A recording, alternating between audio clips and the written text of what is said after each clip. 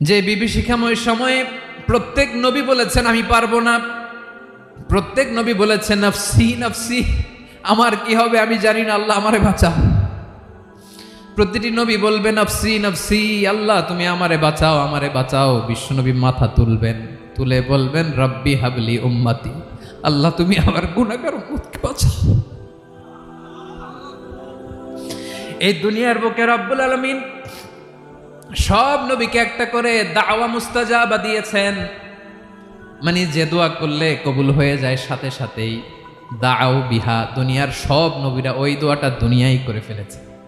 ওয়া ইন্নী আখতাবিউ দাওয়াতি শাফাআতান লি উম্মতি ইয়াউমাল কিয়ামাহ, আমার ওই স্পেশাল দোয়াটা আমি দুনিয়ার বুকে কঠিন বিপদে পড়েও কোনোদিন করি নাই। আমি আমার স্পেশাল দোয়াটা কিয়ামতের দিন আমার গুনাহগার উম্মতকে সুপারিশের জন্য রেখে দিয়েছি।